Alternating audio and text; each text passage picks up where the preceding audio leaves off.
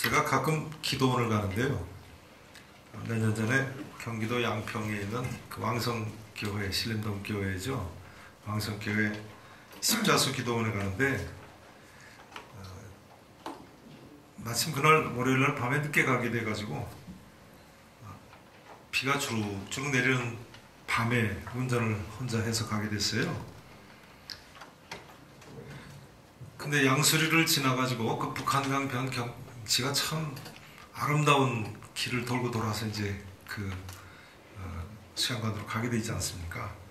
그 북한강 변을 막 돌아가려고 하는데 어두운 밤에 비가 주룩주룩 오는 밤인데 한 할머니가 하얀 한복을 입으셨는데 머리에 뭘 이시고는 저한테 태워달라고 이렇게 차를 세우세요. 근데 비는 내리고 연세가 많으신 할머니신데 안 태워드릴 수가 있나요? 그래서 타시라고 그랬더니 뒷자리에 앉으셨어요. 근데 이제 머리에 이신 걸 옆에다 내려놓으시고는 계속 가는 거예요. 근데 거기서부터 북한강변 따라서 한참 가다가 오른쪽으로 돌아서 올라가면 그 왕성교 수영관이 되죠. 뭐 가보신 분 잘 아시겠습니다만. 근데 왕성교회 쪽으로 우회전해서 올라가는데도 그냥 계속 아무 말도 않고 그렇게 앉아 계세요. 근데 동네가 거의 끝날 때가 됐어요. 그럼 이제 조금 더 올라가면 왕성교 수영관이죠. 근데 이제 갈림길이 나왔어요. 왼쪽으로 가십니까? 제가 그렇게 여쭤봤어요. 오른쪽은 뭐 길이 사는 집이 없으니까요. 그랬더니 왼쪽으로 간다고 고개를 끄덕여 가세요. 그 왼쪽으로 이제 개울 건너서 올라가거든요. 올라가면 집이 몇 채 있는데 거기서도 이 할머니가 또 내릴 생각을 안 하시는 거예요. 근데 동네가 거의 다 지나갔어요. 다 지나가서 이제 그 위는 사람 사는 집이 없어요. 무덤만 있죠. 근데 이 할머니가 아무 말씀도 안 하시고 가만히 그냥 앉아 계신 거예요. 하얀 소복을 입고.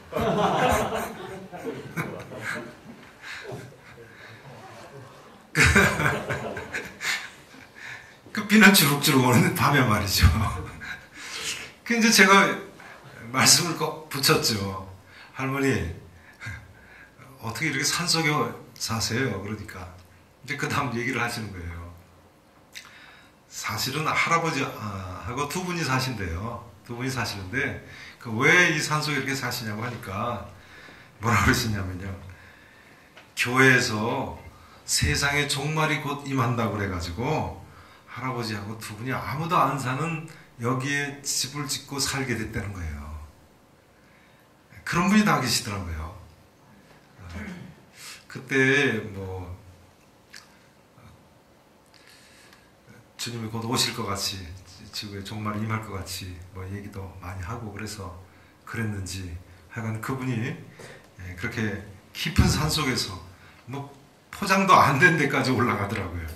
그 할아버지하고 단 두 분이 세상과 절연하고 그렇게 사신다는 거예요. 이단에 빠진 할머니였어요. 제가 만나보니까 이단에 빠진 할머니. 오늘 제게 교육 목회에 대해서 실사례를 중심으로 좀 강의를 해달라고 하셨는데요. 교육 목회는 성경 말씀 교육 목회죠. 성경 말씀 교육 목회 아니겠습니까? 참 우리가 이 성경 말씀을 사명을 가지고 바르게 잘 가르쳐야 되겠어요. 이 시대에 너무나 많은 그릇된 진리들이 횡행하고 있어요. 또 그런 정말 비진리가 너무나 쉽게 우리 주위에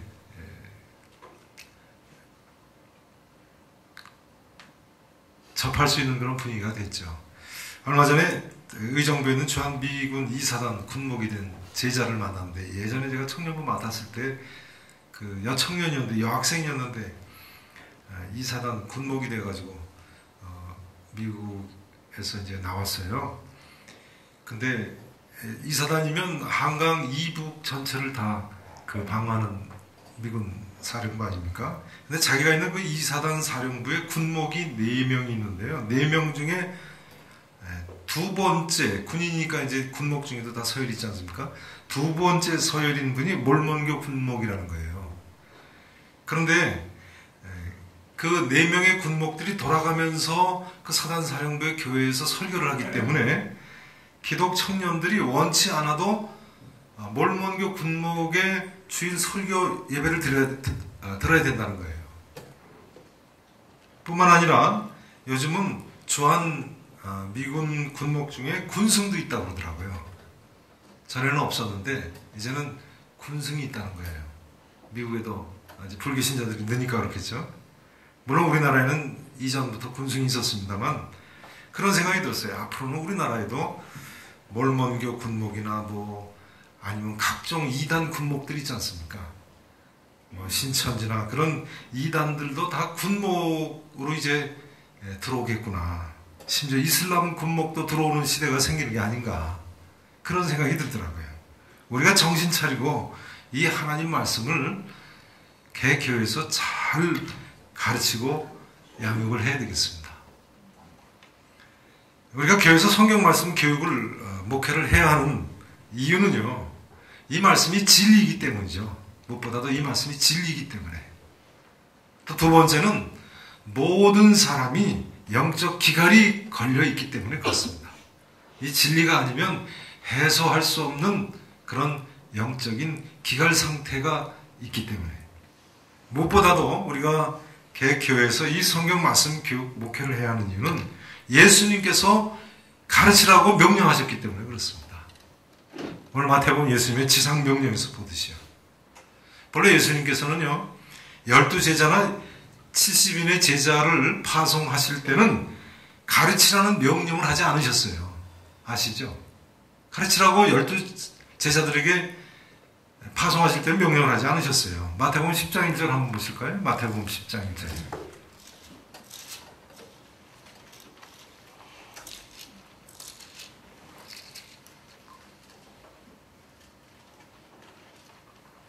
마태복음 10장 1절을 보시죠.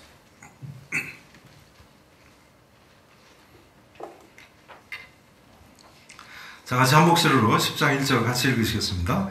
예수께서 그의 12제자를 부르사 더러운 귀신을 쫓아내며 모든 병과 모든 약한 것을 고치는 권능을 주시니라. 예수님께서요, 12제자를 부르실 때에 어떤 권능을 주셨어요? 귀신 쫓아내고 모든 병과 모든 약한 것을 고치는 권능을 주셨어요. 그 다음에 파송하실 때 10장 5절 이하에도 보시면요. 분명히 가르치라는 명령을 하지 않으셨어요. 8절에 보세요. 병든 자를 고치며 죽은 자를 살리며 나병한 자를 깨끗하게 하며 귀신을 쫓아내라. 너희가 거저받았으니 거저줘라. 가르치라는 명령을 하지 않으셨어요. 또 누가복음 10장을 한번 보실까요? 누가복음 10장이요. 누가복음 10장 8절 9절도 보세요.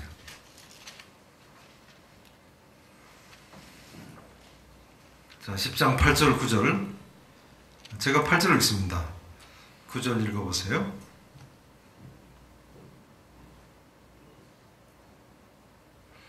어느 동네에 들어가든지 70명의 제자를 파송하실 때 이야기죠. 어느 집에 들어가든지 어느 동네에 들어가든지 너희를 영접하거든 너희 앞에 차려놓은 것을 먹고, 자 같이 읽으시죠. 거기 있는 병자들을 고치고 또 말하기를 하나님의 나라가 너희에게 가까이 왔다 하라. 거기 있는 병자들을 고치라고 말씀하셨어요. 그리고 하나님 나라가 너희에게 가까이 왔다고 외쳐라. 이것은 물론 말씀을 가르치라는 명령은 아니죠. 게르가마와 게룩소의 차이 아닙니까? 예수님께서는 물론 이 땅에 계실 때 가르치셨어요. 마태복음 4장 23절 한번 보세요. 예수님은 자신은 분명히 가르치셨어요. 근데 제자들에겐 가르치라고 하지 않으셨어요. 4장 23절을 보세요. 4장 23절. 자, 보시죠. 제가 읽습니다. 예수께서 온 갈릴리에 두루다니사 그들의 회당에서 첫 번째가 뭐 하셨어요? 가르치시며, 이렇게 나와 있어요. 가르치셨다고. 천국 복음을 전파하시며 백성 중에 모든 병과 모든 약한 것을 고치셨다라고 되어 있어요. 그러니까 예수님 자신은 가르치시고 천국 복음 전파하시고 모든 병과 모든 약한 것을 고쳐주셨어요. 그런데 제자들에게는 이 가르치는 명령은 요구는 하지 않느냐 하시고 천국 복음 전파하라고만 말씀하시고 병을 고쳐주라고만 말씀하셨어요. 9장 35절도 보세요. 마태복음 9장 35절도요. 예수님은 분명히 가르치셨어요. 9장 35절 보세요. 예수께서 모든 도시와 마을에 두루 다니사 그들의 회당에서 뭐 하셨다고요? 가르치셨어요. 첫 번째로 하신 것이 가르치신 거예요. 그 다음 천국 복음 전파하시고 모든 병과 모든 약한 것을 고치시니라. 이렇게 돼 있어요. 그러면 왜 예수님께서 제자들에게 가르치는 사역을 못하게 하셨는가요? 예수님 자신은 첫 번째 한 사역이 가르치시는 사역이신데요. 왜 제자들에게는 못하게 하셨는가요? 이유는 간단합니다. 제자들이 성경 말씀을 제대로 몰랐기 때문이에요. 물론 이 경우는 구약 성경이죠. 그러나 부활하신 예수님께서 누가복음 24장에서 보시듯이요. 미련하고 선지자들의 말한 것을 모든 것을 마음에 더디 믿는 자들이요. 하고 꾸짖으시면서 구약 성경의 내용을 자세히 설명하셔서 깨닫게 하신 후에는 이제 자신이 하늘나라로 떠나가시면서 제자들에게 가르치시는 사역을 당부하시는 거예요. 내가 너희에게 분부한 모든 것을 가르쳐 지키게 하라. 그래서 지상 명령이죠. 최고의 명령, 수프리모다죠. 자, 여러분, 이 예수님의 지상 명령은 오늘날 우리에게도 하시는 명령 아닙니까? 이 지상 명령이 사도들에게만 하신 명령이 아니고 오늘날 우리에게도 주신 명령이라고 처음 주장한 사람이 누굽니까? 서구의 첫 개신교 선교사인 유명한 윌리엄 캐리 선교사 아닙니까? 1792년에 소책자를 쓰면서 이 지상 명령이 사도들에게만 하신 명령이 아니고 오늘날 우리에게도 하신 명령이라고 주장을 했죠. 그리고 그 다음해인 1793년에 자신이 인도 선교사로 헌신하지 않았습니까? 놀랍게도 기독교회는요, 예수님의 이 가르치시라는 지상 명령을 2000년 가까이 12사도에게만 하신 명령으로 오판을 한 거예요. 아무튼 이제 우리 모두는 이 진리의 말씀을 가르치고 가르쳐 지키게 해야 하는 사람들이 됐습니다. 저는 교회에서는 뭐 해야 할 일이 많이 있습니다만 이 진리의 말씀을 가르치는 것이 그 무엇보다도 더 중요한 사명이라고 생각합니다. 여러분, 이 진리의 말씀을 가르치는 목회를 하셔야 돼요. 저는 저희 교회 인천에 있는 계산교회 부임한 지 14년이 됐는데요. 저희 목회 비전이 준비된 평신도 선교사 양육이라고 교인들한테 항상 강조를 합니다. 아까 저를 소개하실 때도 말씀을 하시던데요. 준비된 평신도 선교사 양육이다.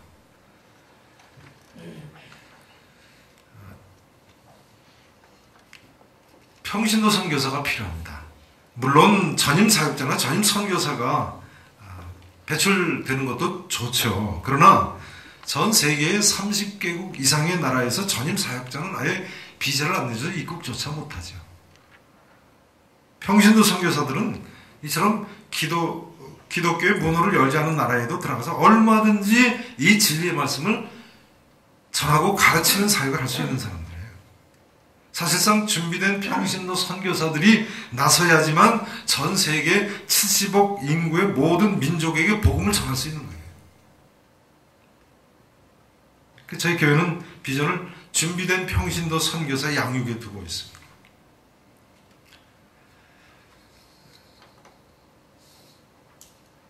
제 친구가 학교 때 친구가 중국 총영사가 됐는데요.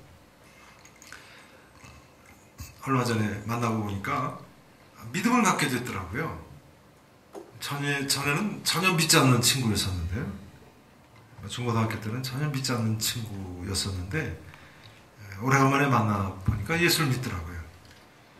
만나보니까 그 아내가 믿음이 좋아요. 그 친구 아내도 제가 고등학교 때부터 그 친구가 연애를 해가지고 아는 부부인데 부인도 예수 안 믿을 사람 같았는데 아주 믿음이 좋아졌어요. 그래서 제가 한번 물어봤습니다. 만나는 길에 너 어떻게 예수 믿게 됐냐고. 그랬더니 이런 얘기를 하더라고요. 1990년에 중국하고 한국이 수교를 하기 직전에 우리나라 외교관들이 몇 사람 북경에 들어가 있었다는 거예요. 그 수교 이제 전 단계로. 근데 그때 북경에 우리나라 사람이라고는 외교관 가정 몇 가정하고 상사 주재원 밖에는 없었다는 거예요. 근데 상사 주재원 부인 중에 한 분이 예수를 믿는 사람이었다고 그래요. 근데 그 부인이 점차 친해지면서 성경 공부를 가르치기 시작했는데요. 뭐 워낙 한국 사람이 없고 외로우니까 자기 아내가 뭐 예수 믿는 사람도 아닌데 그냥 그 모임에 참석을 하다가 예수 믿게 됐다는 거예요. 그래서 자기도 믿게 된 거죠. 근데 놀라운 사실은 뭐라고 하느냐면요. 그때 그 모임이 사실은 중국에 있는 한인교회의 효시가 됐다는 거예요. 당시 북경에 조선족 교회가 하나 있었는데요. 그래서 조선족 교회가 있다고 하니까 그 소그룹 모인 사람들이 주일날 조선족 교회 한번 참석을 하자고 해서 갔대요. 갔는데 한국 사람들이 그 조선족 교회에 참석했다고 해서 공안에서 그 조선족 교회를 폐쇄를 시켜버렸대요. 물론 1990년 직전의 이야기입니다만, 그래가지고 야 안되겠다 우리도 모여서 따로 예배 드려야 되겠다 해가지고 교회를 모이기 시작했다고 그러더라고요. 요즘도 북경에 있는 큰 교회죠. 신세계 교회인가요? 그 교회 모체가 그렇게 시작됐다고 그러더라고요. 아무튼 이런 악조건 하에서도요, 하나님 말씀을 정하고 가르치고 교회를 세울 수 있는 사람들이 바로 평신도 선교사예요. 제가 이 시간 선교 특강이 아닌데요. 저희는 준비된 평신도 선교사를 양육하자고 합니다. 준비된다는 건 무슨 이야기입니까? 평신도 선교사가 되느냐 안 되느냐는 두 번째 이야기고, 준비를 먼저 하자는 거예요. 평신도 선교사가 됐다고 하나님이 인정하실 만한 그런 준비된 사람이 되자. 그럼 그 다음 쓰시느냐는, 실제로 타문화권에 내보내느냐는 건 하나님 주관이시고.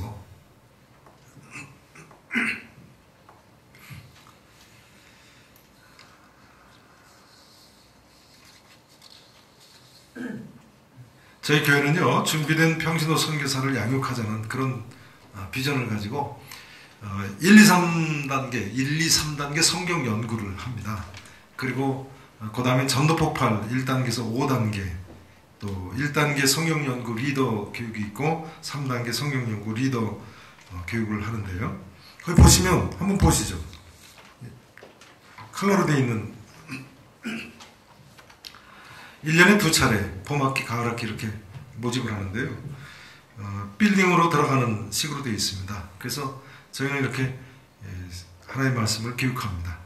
기초과정은 1단계는 7주 동안 1대1 리더와 함께 원투원 성경 공부입니다. 또는 1대 부부로 하죠. 그리고 2단계는 월화, 목, 금 저녁에 제가 강의식으로 합니다. 1년에 거기 보시면 6월, 12월 2차례 합니다. 한 차례 한 100명 정도씩 이렇게 모여서 합니다. 그러니까 새 신자들이 와서 2단계 공부를 하는 거죠. 그 다음 이제 양육과정으로 3단계는 15개월을 합니다. 뭐 자세한 내용은 좀 이따 또 다시 말씀드리겠습니다. 1년 조금 더 하는데요. 소그룹으로 합니다. 이 소그룹 교재는 내비게이터에서 나온 10스텝 교재 있지 않습니까? 그 10스텝 교재에 4, 5, 6권만 합니다. 4, 5, 6권만. 이유는 1, 2, 3권은 기초과정인데 저희가 1단계를 다른 교재를 씁니다. 지금 받으셨어요. 1단계 교재를요. 좀 이따 보시도록 하겠습니다. 그리고 그래서 1, 2, 3권하고 4, 5, 6권이 거의 중복됩니다. 그래서 4, 5, 6권만 하고 7권부터는 편별 성경 공부죠. 내비게이터 10스텝이. 그래서 편별 성경 공부는 저희가 성경대학에서 그 위에 보시면 목요일 오전에 또는 화요일 밤에 저희가 편별로 성경 공부를 따로 합니다. 그래서 내비게이터 교재를 7, 8, 9권은 선택을 하지 않습니다. 그 다음 내비게이터 10권은 큐티 교재죠. 그 다음에 이렇게 3단계를 소그룹 하신 분들은 거기 보시면 전도 폭발 훈련은 1, 2, 3, 4, 5단계 이렇게 올라가게 되어 있습니다. 시니어 1단계는 이제 65세 이상 경로대학에서 원하시는 분들, 가능하신 분들이 하시죠. 그래서 전도 폭발을 저희가 1단계에서부터 5단계까지 합니다. 저희 교회는 전도 폭발 인천에 있는 임상 기지교회입니다. 가능하면 전 교인한테 전도 폭발을 5단계까지 하라고 요구를 합니다. 그 다음에 이제 성경대학 과정은 누구나 목요일 오전 애들 와서 성경 말씀 우리 부목사님들이 10분이신데요 하십니다. 거기 보시면 주로 편별로 합니다. 그래서 거기 목요일 오전 10시 반에는 필수 과정으로 신약 개론, 구약 개론 이런 식으로 하고, 그 다음 이제 선택반에 1시간 두 번째 강의 들어가서는 전도서 사도행전 1 이런 식으로 편별 공부를 합니다. 그 다음 리더 양육을 합니다. 리더 양육은 3단계 리더 양육반이 있고 제가 하죠. 화요일 밤에 합니다. 또 3단계 리더 훈련반은 목요일 오전에 합니다. 이거 양육반과 훈련반이 다른 이유는요, 이분들이 그 3단계를 이미 하신 분들입니다. 훈련반 분들은. 그래서 양육반은 안수 집사님 중심으로 하고 남자분들이 하죠. 화요일 밤반이니까요. 그 다음 목요일 오전에 하는 반은 3단계 리더 훈련반은 3단계를 공부하신 분들하고 제가 1년 6개월 동안 다시 공부해서 3단계 리더를 세웁니다. 그래서 이 3단계 리더가 되면 준비된 평신도 선교사가 된 것으로 봅니다. 그 다음 1단계 리더도 있죠. 1단계 리더는 아주 간단합니다. 화목금만 저하고 사흘만 공부하면 1단계 리더, 원턴 리더를 세우는데요. 이 원턴 리더들은 전도 폭발 3단계까지 마친 사람들을 원턴 리더로 세웁니다. 전도 폭발 3단계가 기독교 변증이거든요. 그래서 기독교 변증까지는 하신 분들을 저희가 원턴 리더로 세우고 있습니다. 교회 소개를 좀 드려야 될 것 같으네요. 거기 인쇄물 있으시죠? 복사물 한번 보시죠.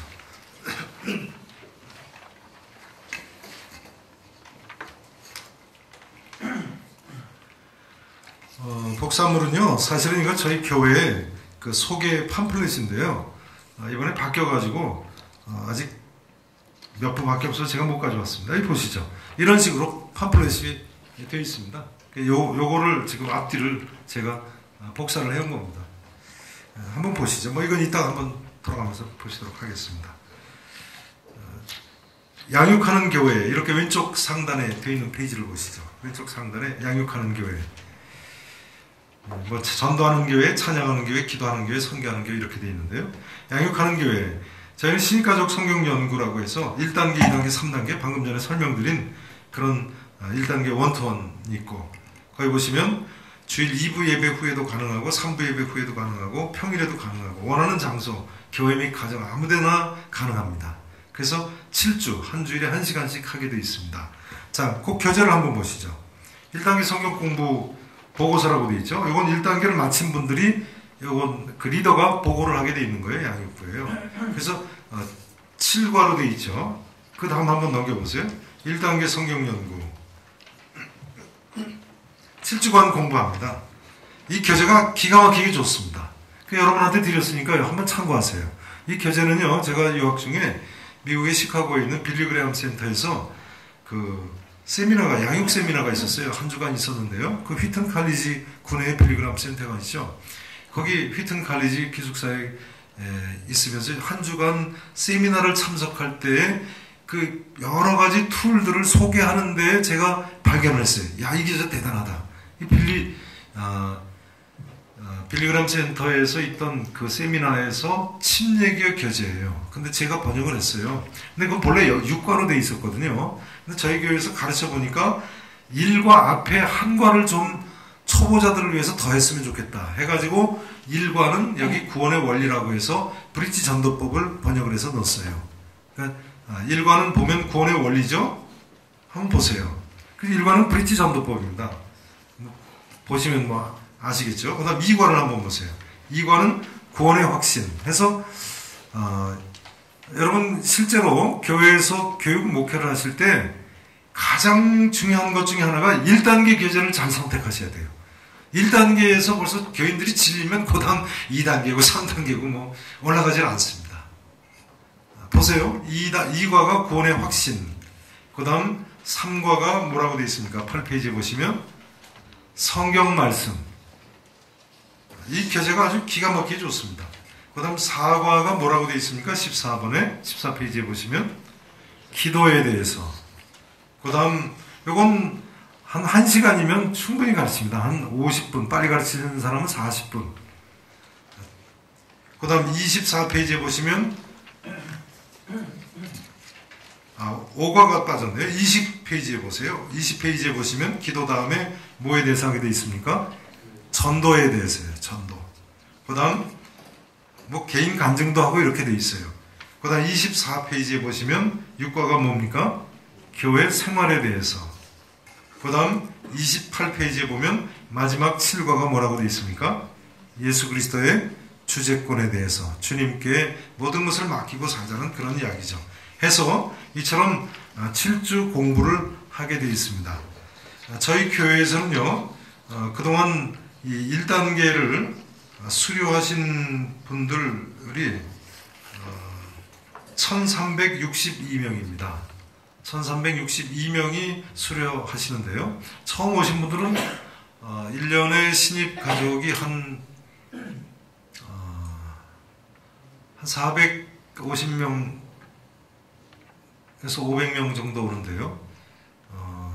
뭐 그 중에 거의 다 하는 것 같아요. 네. 특별히 그런데 65세 이상이신 분들은 안 하죠. 65세 이상이신 분들은 경로대학으로 보내드립니다. 목요일 오전에 있는 경로대학 가시라고 하고, 또 신혼부부반까지는 청년도 물론이고 또 새가정들까지도, 신혼부부반까지도 새가정부에 가서 양육받으라고 합니다. 그러니까 그 사이에 있는 분들, 결혼하고 새가정부가 4년 차까지거든요. 그러니까 4년 차부터 65세까지의 분들을 1단계 성경 연구를 매치를 시켜드립니다. 그 다음 2단계는 현재 수료하신 분이 1261명이래요. 저하고 나흘 동안 강의식으로 강의를 듣는 분들인데요.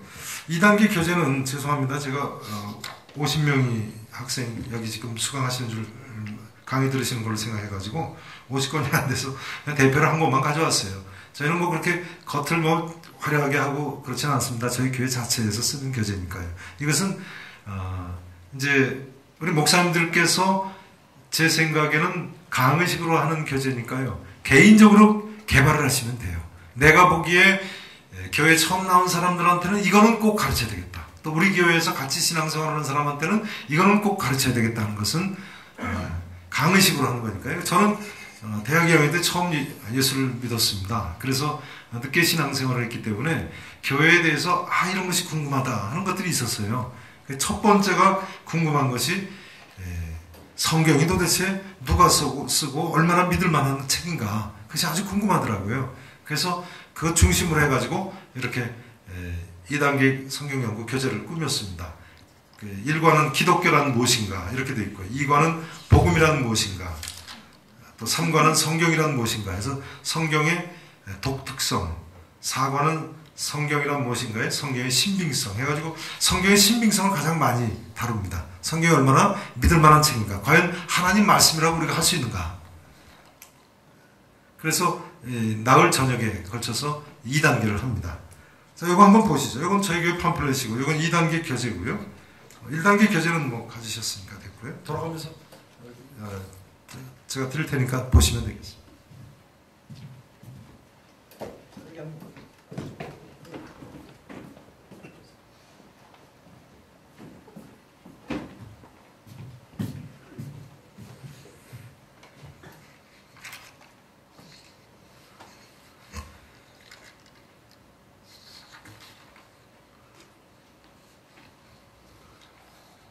저희 교회는 수요일 오전에 작년 교인이 한 3,000명 출석하는 교회입니다. 제가 처음 14년 전에 인천 계산교회 부임할 때는 1,000명 정도가 출석을 했었습니다. 인천이 원래 감리교 선교 지역이라서 감리교회가 큰 교회들이 많죠. 장로교회는 별로 그렇게 큰 교회가 없습니다. 근데 희망적이기는요, 저희 교회는 청년부가 아주 잘 됩니다. 제가 처음 부임할 때 청년부가 한 20명에서 30명 모이는 조그마한 청년부였어요. 그런데 지금은 한 500명 정도 모입니다. 1, 2, 3부로 나뉘어가지고 한 500명 모이는데요. 500명 이상 모이죠.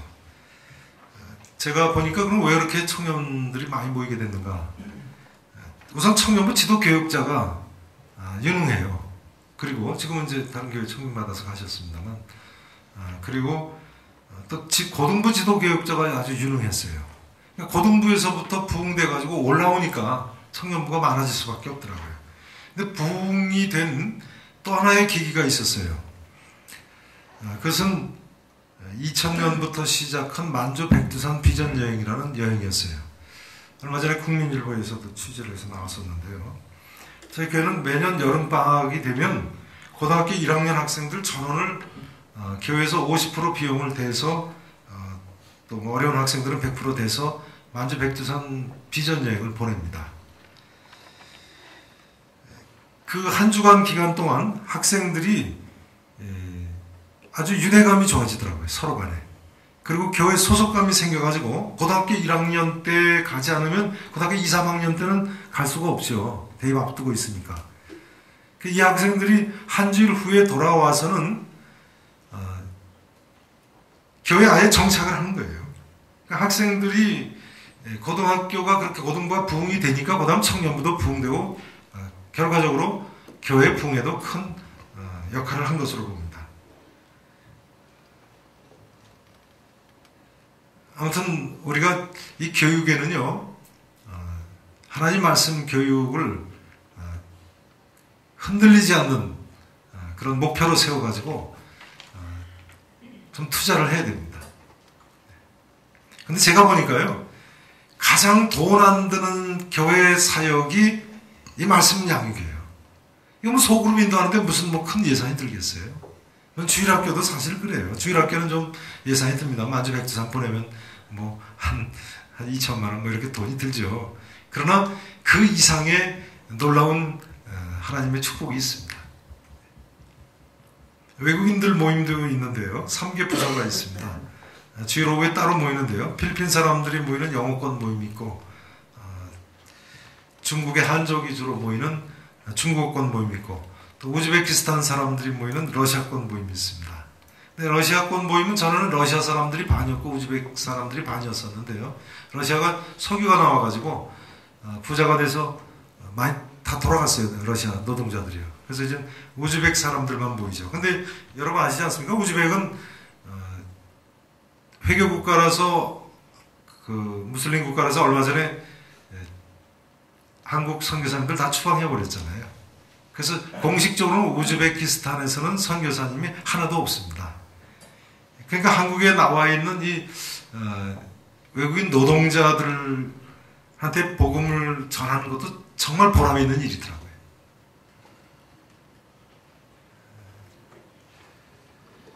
아무튼 우리가 말이죠, 이 하나님의 말씀을 뭐 장년은 장년대로, 청년은 청년대로, 어린이면 어린이대로, 외국인이면 외국인대로 정말 부지런히 하나님 말씀을 가르쳐야 돼요. 저희 교회 주일학교는 한 1200명 정도 모입니다. 작년에 한 1400명 정도 재작년까지 모였었는데 한 200명이 줄었어요. 왜 그런지 아직 분석 중에 있습니다. 네. 아무튼 교회에서 이렇게 하나님 말씀을 가르치면 하나님이 분명히 축복해 주세요. 교회는 부흥되게 돼 있지 않나, 저는 그렇게 생각합니다. 요즘 어제도 저희가 2단 특강을 했었습니다만, 주일 오후 예배 시간에 2단 특강 강사님을 모시고 했었습니다만, 정말 이 시대에 진리가 너무나 도전을 받고 있어요. 하나님 말씀을 어떻게든 우리가 주일학교 어린 애기들부터 청장년에 이르기까지, 노인에 이르기까지 정말 조직적으로 헌신적으로 가르쳐야 됩니다.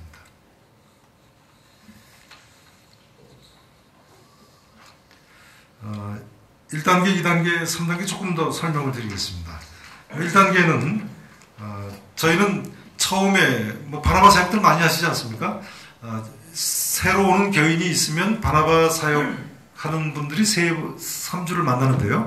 3주 만나는 동안 1단계 리더를 만나시게 해드립니다. 제가 그 말씀을 안 드렸나요? 1단계 리더 교육 수료자는 현재 저희 교회에서 415명입니다. 415명들이 1단계 리더를 할 수 있는 사람들이니까요. 그 중에 물론 200명 정도가 적극 1단계 교육에 참여하는 사람입니다만, 그분들을 바나바 사람들이 3주 만나는 동안에 1대1 교육을 할 사람을 소개를 시켜줍니다. 그러면 7주간 아까 말씀드린 대로 공부를 하는 거죠. 그 다음 2단계는 그렇게 강의식으로 하고요. 3단계는 현재 리더 교육 수료자가 100명입니다. 그리고 현재 저하고 또 공부하시는 분들이 한 40명 정도 됩니다. 그래서 그분들이 소그룹 성경 공부를 인도할 수 있는 분들입니다. 근데 이 3단계 리더나 3단계나 1단계가요, 정말 파워풀해요. 우리 교회 밖에 선교단체에서 이 소그룹 성경 공부나 또는 1대1 멘토맨을 많이 하지 않습니까?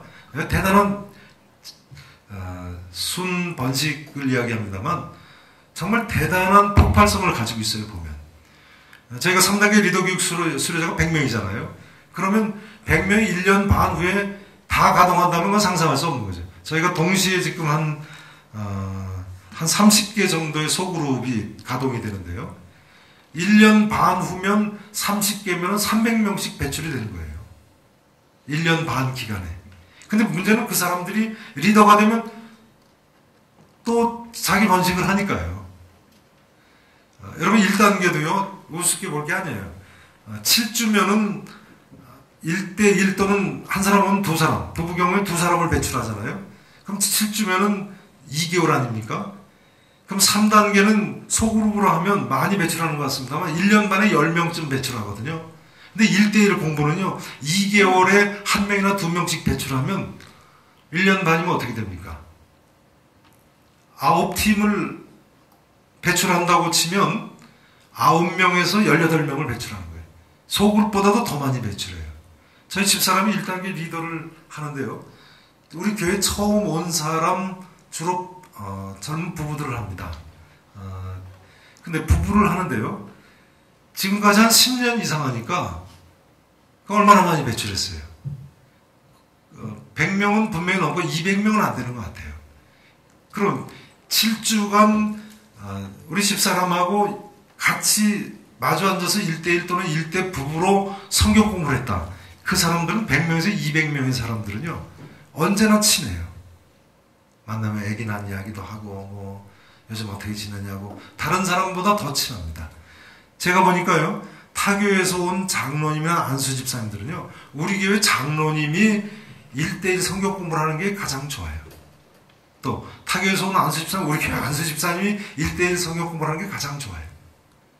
그러니까 장로가 저희 15분입니다만 그 중에 1단계를 다 리더를 하는 건 아니죠. 그러니까 리더로 헌신하는 분들이 있어요. 1단계 리더 교재가 제가 아까 말씀드린 대로 좋다고 말씀드리지 않았습니까? 그러니까 이걸 너무너무 좋아하는 사람들이 있어요. 이거 하는 동안에 상대방이 울고 회개하고 변화되고 하니까요. 예수 믿고 하니까요. 그럼 장로님이나 안수 집사님들 몇 사람만 헌신해도 교회가 부흥 되게 돼 있다고 생각합니다. 저는. 1단계를 장로님하고 한 사람이 쉽게 옮기지 않아요. 뭐 교회 부흥을 목표로 하는 것이 아니죠. 우리가 정말 앞서 말씀드린 이 하나님 말씀을, 이 진리를, 이 혼탁한 세상에서 우리가 바로 가르치고 예수님 명령을 수행하는 게 중요한 거 아니겠어요?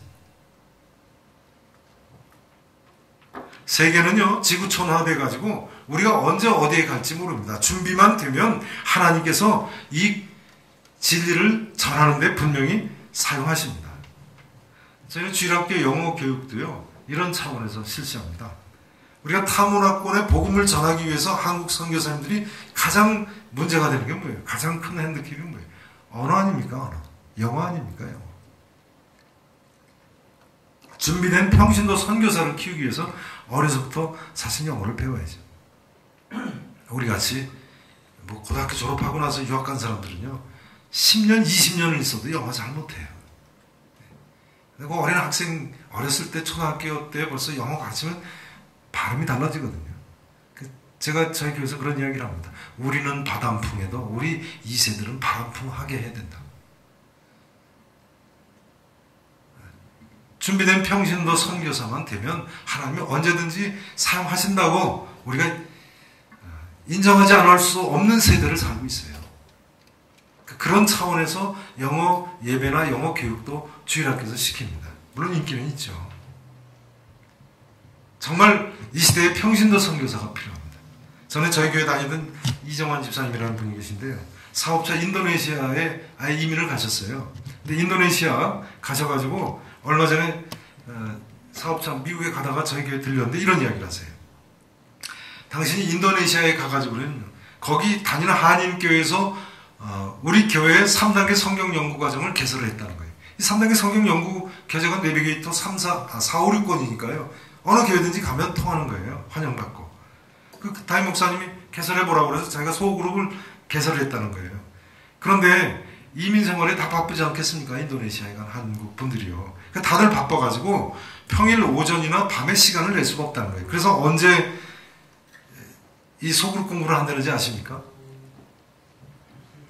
토요일 새벽기도 마치고 이 소그룹 성경 공부를 한다는 거예요.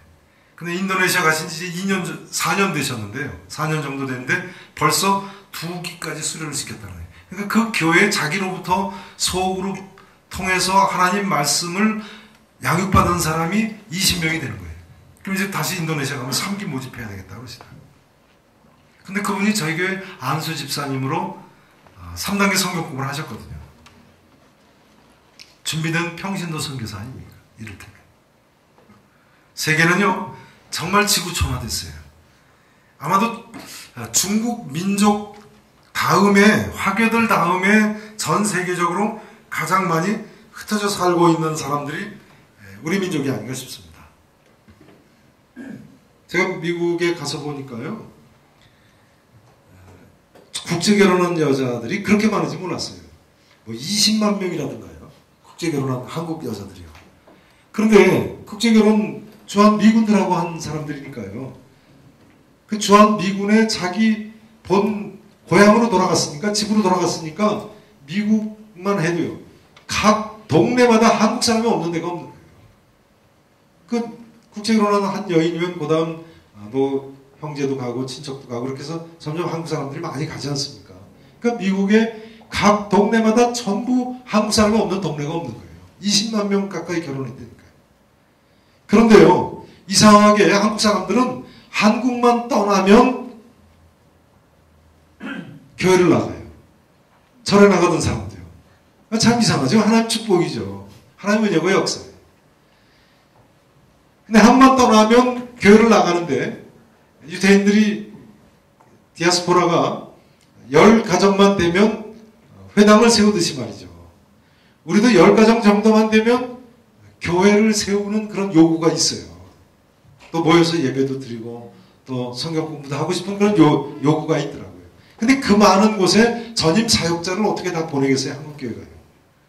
평신도 선교사가 필요하다고 하지 않을 수 없습니다. 게다가 뭐잖아. 종교 자유가 주어지면 중국 땅 구석구석에 북한 땅에도 우리가 이 진리를 들고 가야 되지 않겠습니까? 그러니까 우리 모두가 다 나서야죠. 모든 평신도를 모빌라이즈 해야 되는 겁니다. 모든 평신도를 준비된 평신도 선교사로 만들어야 우리가 세계 모든 민족에 복음을 전하라는 주님의 명령을 우리가 이뤄드릴 수 있습니다. 게다가 요즘은요, 어느 교육은 외국에 나가 있는 교우들하고 뭐 컴퓨터 홈페이지 통해서 연락하지 않습니까? 네트워킹화가 되어 있지 않습니까? 게다가 뭐 핸드폰 하나만 가져도 실시간 정보 교환이 가능하지 않습니까? 제가 가지고 있는 핸드폰이 아직 스마트폰이 아닌데요.